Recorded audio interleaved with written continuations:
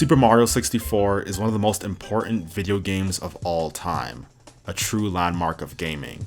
The jump from 2D to 3D fundamentally changed gaming. Games are now able to be far more immersive, layered, and complex. There are so many possibilities with an entirely new axis at your disposal. Mario 64 was the first game to really show how this could be done. Let's break down just how Mario 64 introduced the world to 3D gaming.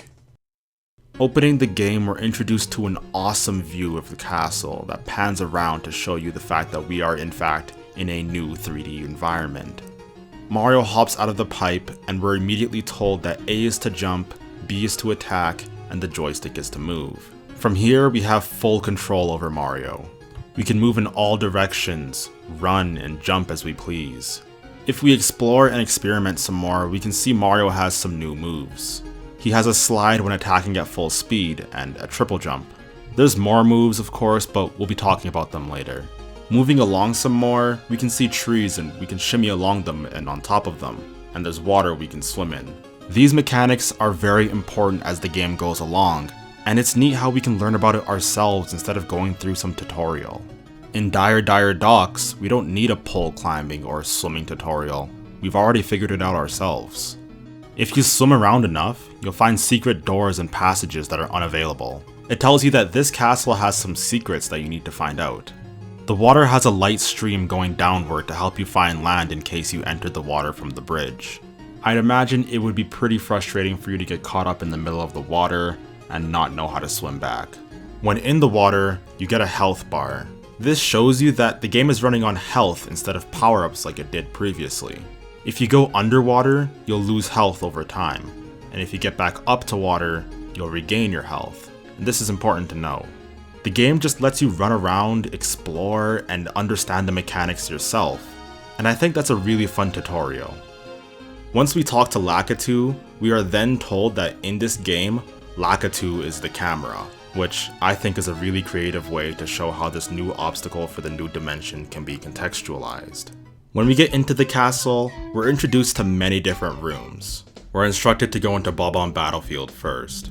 When we enter the painting, we can apply the new moves that we've just been experimenting with and use them against actual enemies. This level is open with very little obstacles as to help you get used to the enemies and obstacles and how the game is going to work. If you play around enough, you'll find out that jumping on enemies of course can defeat them, but so can punching. I'd imagine that punching was added because jumping in 3D can't be as precise, similar to how in Sonic Adventure they added the homing attack. If you find a Koopa, you can grab its sparkling shell and go Koopa surfing, and if you're especially observant, you can even find out how ground pounding works.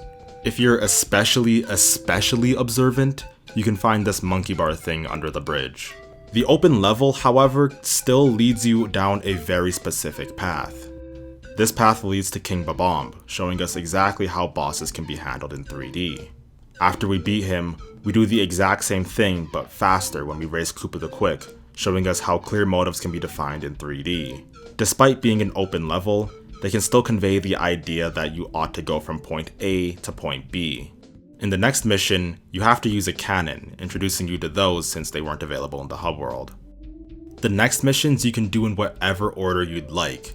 It's important to note now that you can't finish all of these missions without the wing cap. This is the game telling you that you aren't supposed to go to the same painting all the time and that you're supposed to move around and mix it up. After that, you leave the room and you can go to one of the 3 other opening levels. Whomp's Fortress has some tight platforms you need to maneuver around, which will teach you about walking. It's also preparing you for the tight platforming you'll have to do later on. If you didn't know how to ground pound before, this level forces you to learn it. You can't defeat the boss unless you ground pound on his back. Cool Mountain's first level teaches you how to slide. You may have also learned about this in another painting, but I'll use this one as an example. You get on the track, and then the jolly music changes into a frantic theme. You see this blue coin in front of you. Blue coins are worth 5 regular coins, so you really want to get this coin. However, you aren't fast enough to get it. You almost reflexively hold forward to try and get it. Congratulations, you've learned that holding forward makes you go faster. You could probably also guess that holding backwards makes you go slower. Later on in the level, They also force you to jump to this higher platform. This is only possible if you wall jump. In Jolly Roger Bay, now there isn't a clear goal. Plunder in the sunken ship is ambiguous, and the game reflects this. There isn't any clear specific destination when you open the level. This is the game telling you that there won't always be clear objectives, and I find it really satisfying to find the answers to these riddles on my own playthrough. This level also tells us implicitly how a lot of levels later on will be set up. In the later levels, there will almost never be a clear objective. Bowser's level is a linear level that helps build tension to Bowser's fight. These opening levels teach you how open levels, tight levels, and maze levels can work in 3D. After a few stars, a light shines through. Naturally, you'll want to see what is causing the glow. This forces you to fiddle around with the camera. Just like that, now you're flying. This was obviously done to show what the N64 could do technologically, but it also complements the sandbox-style platforming game. And now you can finish Bob-omb Battlefield. Skipping along to Hazy Maze Cave, this level requires you to understand how to navigate yourself in a 3D space, similar to how real-life mazes would work. I know the DS version has a map, but the N64 version tests your spatial awareness and navigation skills better without it. I think creating a mental map in your head is more fun. It challenges your brain a little bit. This level also teaches you how to long jump. Every level also has a 100 coin and 8 red coin objective, truly testing how well you've mastered the space of the level. And I think that's really fun. Mixing loose and parkour movement with levels that can sometimes be quite challenging puzzles is really fun. The game makes you feel like you've mastered the levels once you've beaten them, and it's really satisfying and empowering. I have to say now that I haven't actually beaten the game yet, but in the next few days that'll probably change.